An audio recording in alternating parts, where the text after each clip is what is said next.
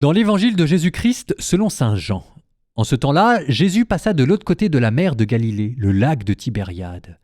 Une grande foule le suivait parce qu'elle avait vu les signes qu'il accomplissait sur les malades. Jésus gravit la montagne et là, il était assis avec ses disciples.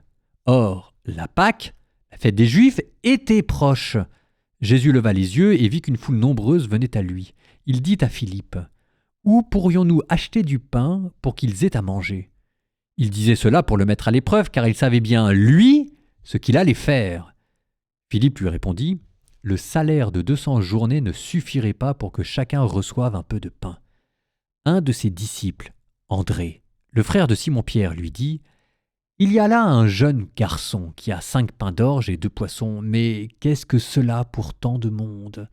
Jésus dit : « Faites asseoir les gens. » Il y avait beaucoup d'herbe à cet endroit. Ils s'assirent donc au nombre d'environ 5000 hommes.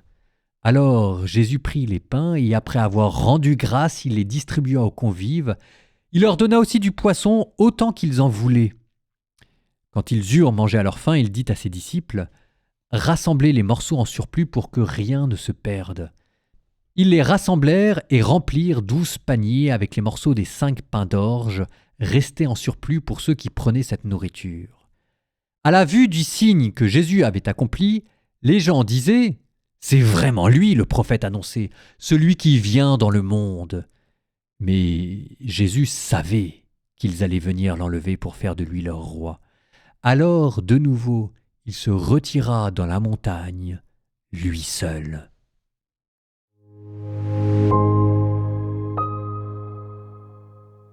Le fameux miracle de la multiplication des pains, le plus grand des miracles de Jésus, qui se retrouve 2 fois dans Saint Luc, dans Saint Marc, dans Matthieu, ce qu'on appelle les synoptiques, qui se retrouve, ça fait partie des rares miracles qui se retrouvent aussi dans Saint Jean, mais qui lui donne un seul épisode.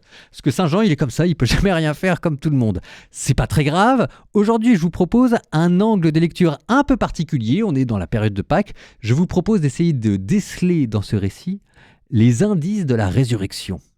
Alors, déjà, on avait des indices de la Pâque, parce qu'en fait, on vous dit que, or, la Pâque, la fête des Juifs était proche, donc c'est un miracle qui arrivait juste à côté de la Pâque, ce qui est déjà la Pâque, le symbole du passage de la résurrection. Bon, c'est pas très clair, ça c'est juste un petit indice temporel. Mais ensuite, vous avez quoi ? Ensuite, vous avez le pain multiplié.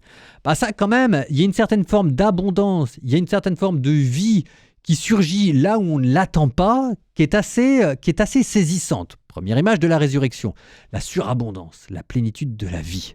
Ensuite, on a quand même une foule immense qui mange en haut d'une montagne avec le Fils de Dieu. Et ça, de manière très claire, c'est le repas messianique de la fin des temps. Voilà, dans la tradition juive, la résurrection finale était liée à un banquet. C'est une fois que Dieu vous a fait ressusciter, qu'est-ce que la première chose que Dieu fait, c'est qu'il vous donne à manger.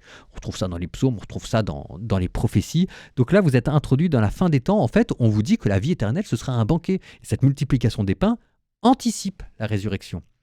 Vous avez Jésus qui rend grâce.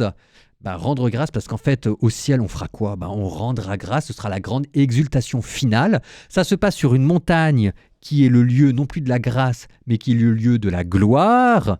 Vous avez le peuple qui veut faire Jésus roi, sauf que pour l'instant, la résurrection n'est pas encore venue, donc Jésus se cache, parce qu'il n'a pas encore dit tout ce qu'il avait à dire, mais plus tard, au ciel, il y aura vraiment une multiplication des pains, on sera vraiment sur une montagne, ce sera la cité sainte, la Jérusalem céleste, et vraiment, nous, le peuple de Dieu, nous ferons Jésus roi. Enfin, on fera Jésus roi. C'est Dieu qui fera roi, mais en tout cas, on l'acclamera.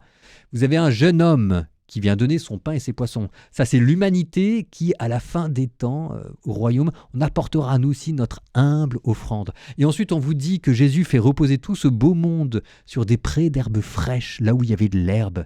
Et ça, c'est l'image de la fraîcheur. C'est l'image du troupeau que Dieu fait paître à la fin des temps. Bon, vous voyez, ça n'a l'air de rien. Mais on est encore dans Pâques avec ce miracle.